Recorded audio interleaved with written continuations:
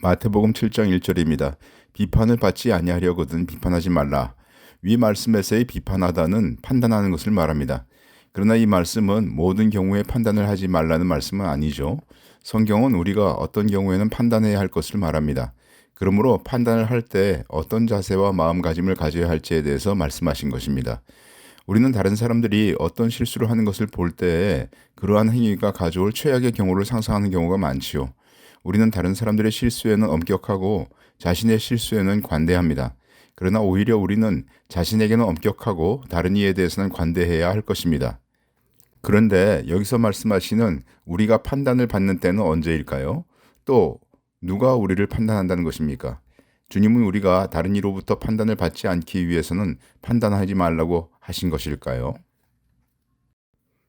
마태복음 7장 2절입니다.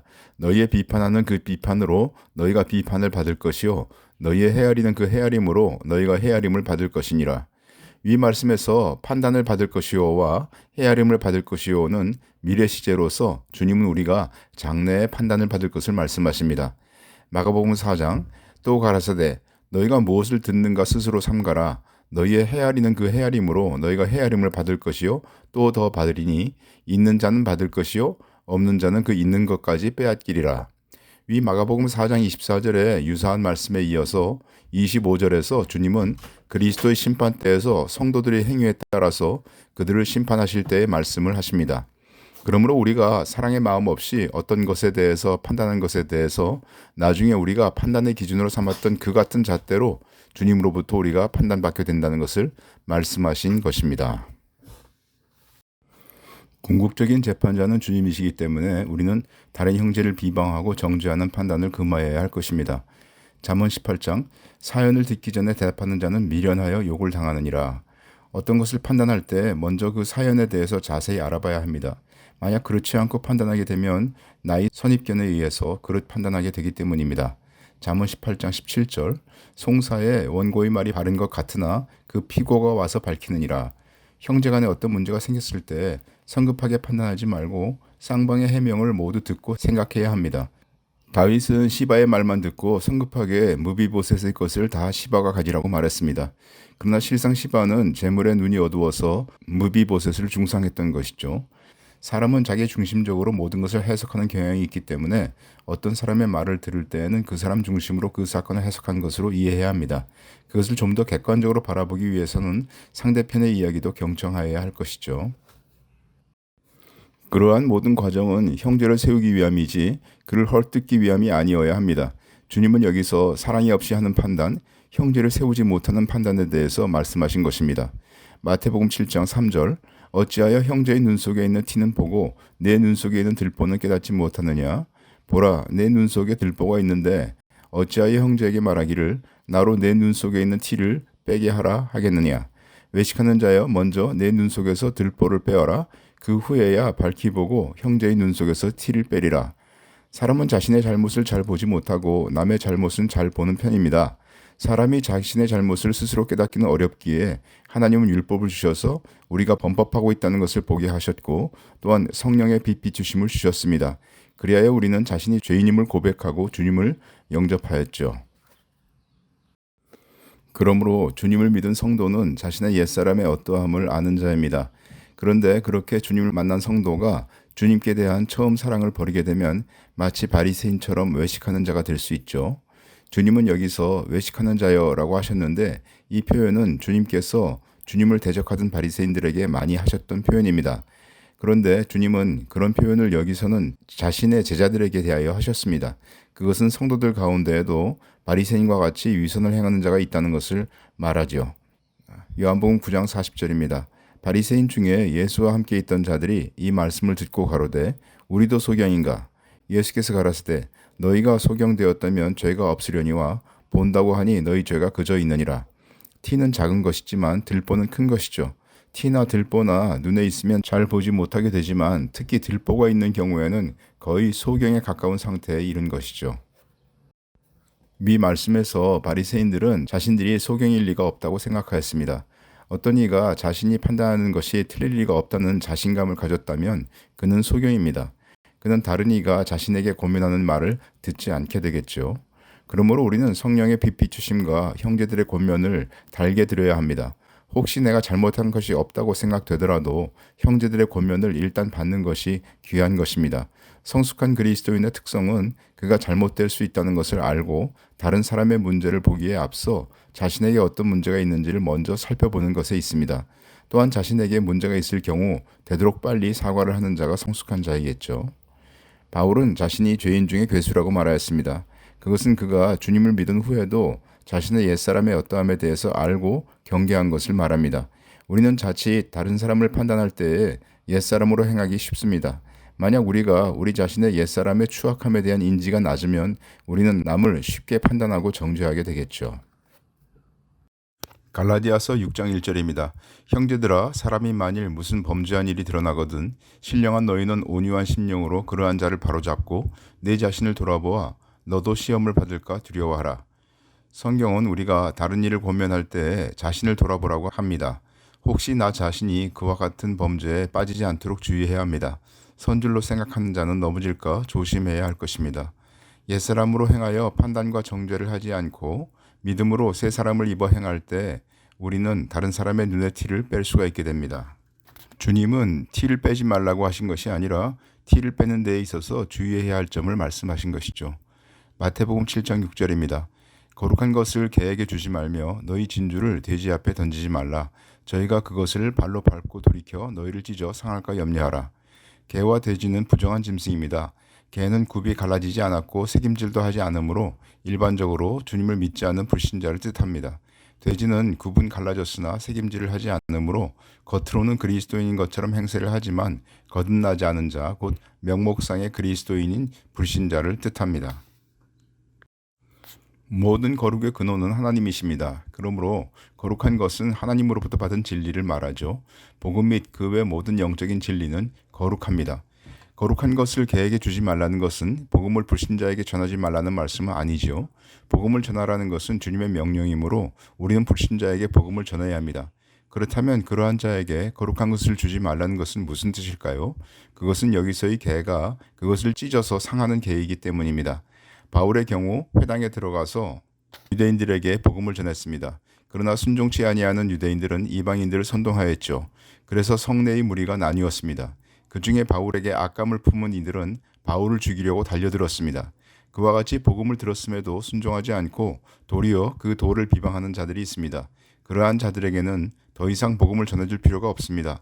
바울은 그와 같은 자들을 떠나서 제자들을 따로 세우고 그들을 양육하였습니다.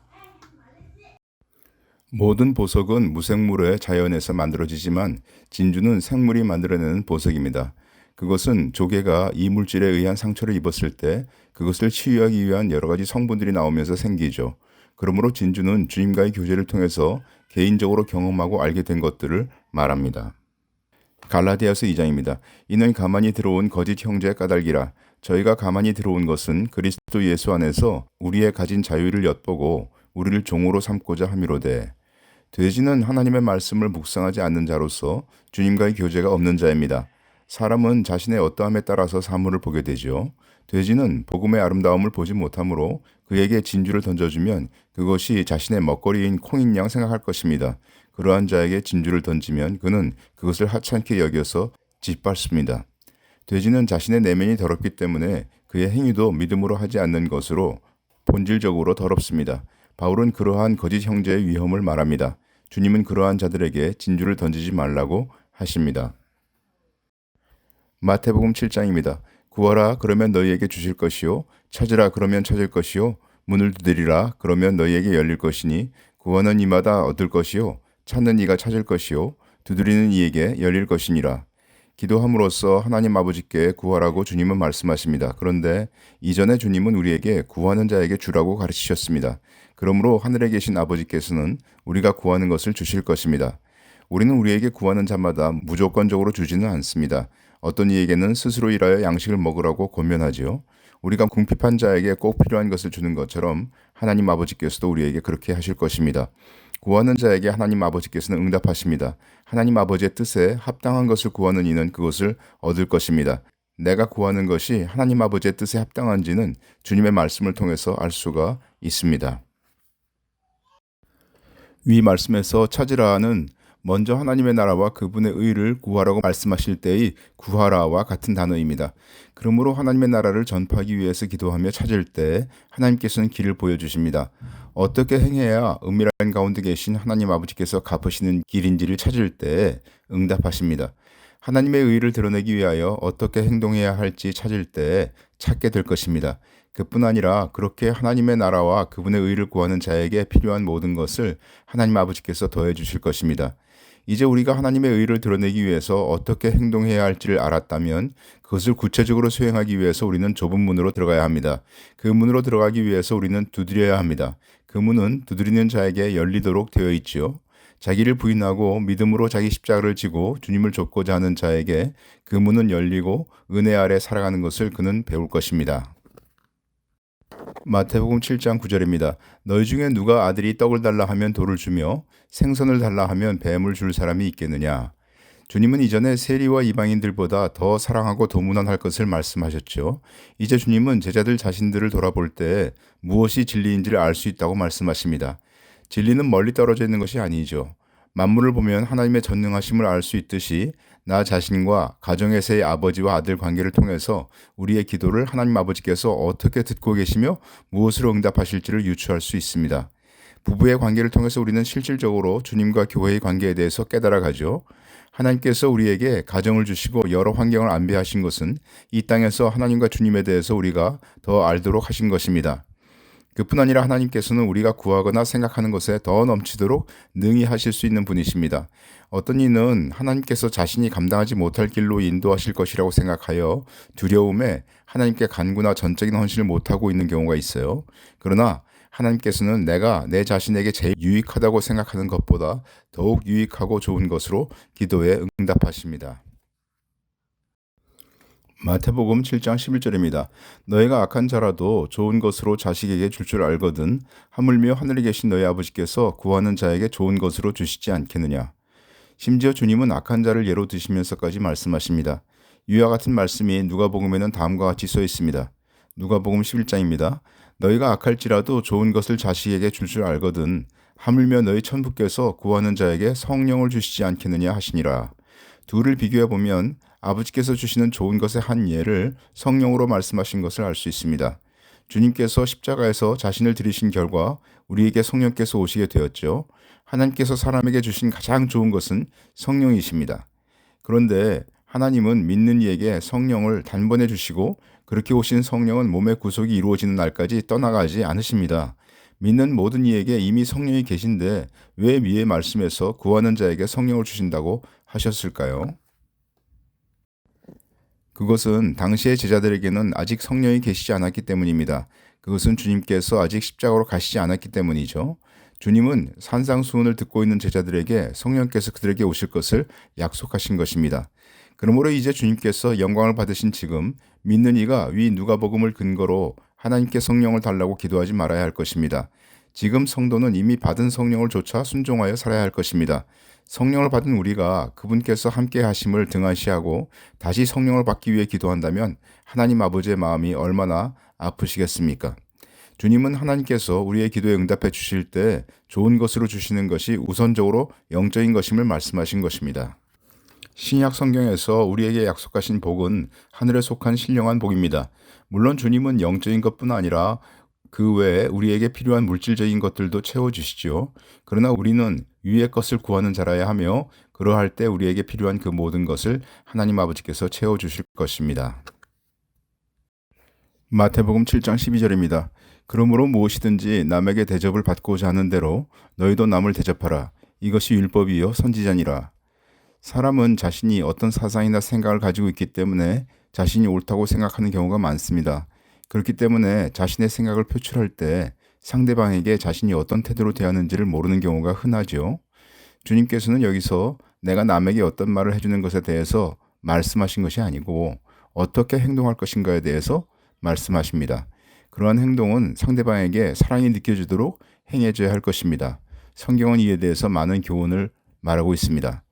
로마서 12장 형제를 사랑하여 서로 우애하고 존경하기를 서로 먼저 하며 위 말씀에서 형제를 사랑한다 이 단어는 헬라어로 필라델피아입니다. 우애라고 하는 것은 친족 간의 자연적 애정 그런 것과 같이 유대감이 있는 사랑을 말합니다. 따라서 이 말씀은 믿음 안에서의 형제를 혈연으로 맺은 형제처럼 사랑하라는 그런 권고입니다. 참으로 빌라델비아 교회를 이루기 위해서는 따라야 할 중요한 말씀이라고 생각이 됩니다. 여기서 율법이요 선지자니라는 무슨 뜻일까요?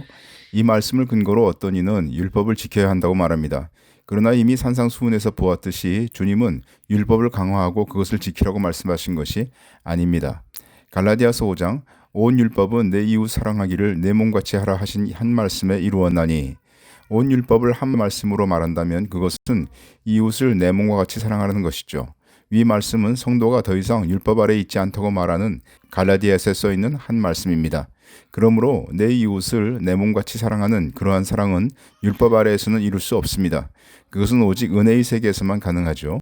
그러므로 마태복음에 이것이 율법이여 선지자니라 하는 이 표현은 무엇이든지 남에게 대접을 받고자 하는 대로 너희도 남을 대접하라는 주님의 명령이 어떤 사람이 되어야 마땅한지에 대해서 율법과 선지자가 가르치는 것과 일치하는 것이라는 뜻입니다. 남에게 대접을 받고 싶은 대로 남에게 대접을 하려고 할 때 어떻게 행동해야 하는지 어떻게 알 수 있을까요? 이 말씀도 다른 산상수훈의 말씀과 마찬가지로 성령께서 생각나게 해주신 것을 좇아서 실행해야 할 것입니다. 마태복음 7장 13절입니다. 좁은 문으로 들어가라. 멸망으로 인도하는 문은 크고 그 길이 넓어 그리로 들어가는 자가 많고, 생명으로 인도하는 문은 좁고 길이 협착하여 찾는 이가 적음이니라. 흠정역 영어 킹제임스 버전에서 좁은이라고 되어 있는데, 이 좁은은 스트레이트로 되어 있는데요. 이 단어가 사실은 좁다는 뜻이고 우리가 보통 얘기하는 스트레이트, 그 고든이라고 하는 그 단어가 아니라는 점을 주의해야 할 것입니다. 개역 한글본의 저 번역은 오역입니다. 13절에서 멸망으로 인도하는 것은 문이 아니고 길입니다. 14절에서도 생명으로 인도하는 것은 길이지 문이 아닙니다.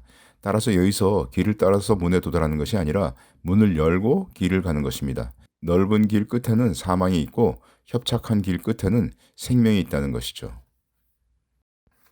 그런데 사람들이 큰 문으로 들어가는 이유가 그 문이 크고 멸망으로 인도하는 길이 넓기 때문이라고 합니다. 그렇다면 그들은 문 너머의 길이 넓은 것을 알고 있기 때문에 그 문으로 들어가는 것이죠. 그 문을 연 후에야 그 길이 어떤 길인지 아는 것이 아니라는 얘기죠. 그런데 그 길이 멸망으로 인도하는데 왜 사람들은 그런 길을 갈까요? 그것은 비록 멸망이 그 끝이라고 되어 있어도 정말 멸망이 있다고는 믿지 않기 때문입니다. 그들은 자신들이 설마 주님께서 보시기에 멸망에 이를 만큼 잘못되지는 않았다고 믿고 있는 것이죠. 실상 그들은 이 땅에 뿌리를 박고 사는 자들입니다. 넓은 길은 평탄하기에 자기 자신의 욕망을 이루고자 하는 자들은 그 길을 택합니다. 세상을 사랑하는 자는 그 큰 문을 택하게 되겠죠. 그런데 생각해 보십시오. 어차피 불신자는 큰 문으로 들어가지 않겠습니까? 그런데 왜 주님은 이 말씀을 하실까요? 실상 이것은 주님께서 제자들에게 하시는 교훈이므로 그리스도인인데도 큰 문으로 들어가는 것에 대해서 경고하신 것입니다. 누가복음 13장 혹이 여짜오되 주여 구원을 얻는 자가 적으니이까 저희에게 이르시되 좁은 문으로 들어가기를 힘쓰라. 내가 너희에게 이르노니 들어가기를 구하여도 못하는 자가 많으리라. 집주인이 일어나 문을 한번 닫은 후에 너희가 밖에 서서 문을 두드리며 주여 열어주소서 하면 저가 대답하여 가로되 나는 너희가 어디로서 온 자인지 알지 못하노라 하리니. 마태복음에서는 길의 문이라고 되어 있지만 위 누가복음에서는 집의 문이라고 되어 있습니다. 그것은 집주인이 문을 닫는다고 한 표현에서 알 수가 있습니다. 그러므로 누가복음에서의 집 문은 마태복음에서의 문과 길을 다 포함하는 것으로, 그렇게 마태복음의 좁은 문으로 들어가서 협착한 길을 걸어간 자는 누가복음에서의 문으로 들어가게 된다는 것입니다. 힘쓰라고 하는 것은 운동 경기에서 상을 놓고 다투는 것을 뜻하며, 주님께서 겟세마네 동산에서 간절히 기도하실 때 힘쓰신 것을 표현하는 단어와 같은 어원을 가지고 있습니다. 그 단어는 우리가 그 집의 문을 통과하기 위해서 노력하는 것을 말합니다. 또한 좁은 문에 들어가기를 구하여도 못하는 자가 많으리라는 말씀은 무슨 뜻일까요?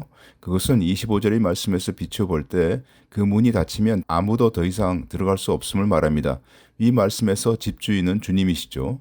그 문은 휴거의 문이죠. 미련한 다섯 처녀들은 들어가지 못했습니다. 그들은 들어가고 싶어 하지만 들어가지 못합니다. 왜냐하면 그들은 마태복음의 큰 문으로 들어가서 넓은 길을 걸어왔기 때문입니다. 그러므로 누가복음에서의 주님의 말씀은 영의 구원을 얻는 것에 대한 것이 아닙니다. 왜냐하면 하나님의 자녀가 되는 그 구원은 오직 은혜로 되는 것이기에 우리의 애씀이 필요 없기 때문이죠. 따라서 주님께서 여기서 말씀하시는 구원은 혼의 구원, 곧 우리가 천연왕국에 들어가는 구원에 대해서 말씀하신 것입니다. 이미 주님은 그 혼의 구원에 대해서 제자들을 가르치셨습니다. 그러므로 마태복음의 좁은 문도 영의 구원을 얻는 문이 아닙니다. 영의 구원을 얻는 이는 많이 있지요. 그러나 혼의 구원까지 얻는 이는 많지 않다고 주님께서 말씀하시는 것입니다. 누가복음의 그 문이 닫히면 그 후에 어떻게 됩니까? 그러면 은혜의 시대가 끝납니다. 은혜의 시대가 끝나면 주님을 믿고 싶어도 믿을 수 없으며 하나님의 자녀가 될 수 있는 길이 사라집니다. 왜 주님은 누가복음에서 그들에게 너희가 어디로서 온 자인지 알지 못한다고 하셨을까요? 그들이 비록 큰 문으로 들어가서 넓은 길을 걸었다 하더라도 그들이 그리스도인이라면 어떻게 주님은 그들을 모른다고 말씀하실 수 있을까요? 주님은 사실 이에 대해서 제자들에게 경고하셨습니다. 마태복음 10장 33절 누구든지 사람 앞에서 나를 부인하면 나도 하늘에 계신 내 아버지 앞에서 저를 부인하리라. 성도가 주님을 좋지 않고 세상을 사랑하며 산다면 주님은 그를 부인하실 것이라고 하셨습니다. 죄 많은 세대에서 주님과 그분의 말을 부끄러워하는 자에 대해서 주님은 다시 오실 때에 그 사람을 부끄러워하실 것입니다. 마태복음에서의 협착한 길로 가서 도착하게 되는 생명은 언제 시작됩니까? 그것은 좋은 열매를 맺은 성도가 부활체를 입고 휴거됨으로 시작됩니다. 그는 그리스도의 심판대에서 상을 받은 후에 천연왕국에서 주님과 함께 다스리면서 영원한 생명을 누리게 되죠. 누가복음 9장 24절입니다. 누구든지 제 목숨을 구원고자 하면 잃을 것이요 누구든지 나를 위하여 제 목숨을 잃으면 구원하리라. 산상수훈에서의 멸망은 무엇을 말할까요? 그것은 일반적으로 멸망을 말하지만 그 단어의 동사형이 위 말씀에서 잃는다는 뜻으로 쓰인 것처럼 산상수훈에서는 잃는 것을 뜻합니다. 그것은 그리스도인들이 영원한 불못에 던지는 멸망을 당하지는 않지만 잠시 동안 지옥에서 해를 입는 것을 말합니다. 좁은 문을 선택한다는 것은 무슨 뜻입니까? 큰 문과 좁은 문 중에서 선택한다는 것은 그가 주님을 따를 것인가를 결정하는 것을 말합니다. 하나님의 나라와 그분의 의를 구할 것인가? 그 결정을 내리는 것이 좁은 문으로 들어가는 것입니다. 그러한 결정을 내리려면 하나님 외에 자신이 사랑하는 것에 대해서 거부해야 합니다. 그것은 바로 주님께서 말씀하신 자기 부인입니다. 자기를 부인하고 좁은 문으로 들어가면 그 길이 협착하다고 했는데 그런 표현은 그 길을 갈 때 고난이나 환난이 있음을 말할 때에도 쓰였습니다. 그러나 더 중요한 것은 그 길을 걸어갈 때 오직 성령의 인도하심을 받아야 한다는 것입니다. 그렇게 죄의 권세로부터 해방을 받은 것을 지금의 삶에서 살아내는 길은 협착한 그 길 이외에는 없습니다. 그것은 자기 십자가를 지고 주님을 좇는 길입니다. 그것은 옛사람을 벗고 새사람을 입어 행하는 길입니다. 계시록의 타임라인 시리즈 중 제9권 영광편이 출간되었습니다. 전자책은 아래 설명란에 가셔서 무료로 다운받으실 수 있습니다. 종이책은 북극교에서 구입하실 수 있습니다.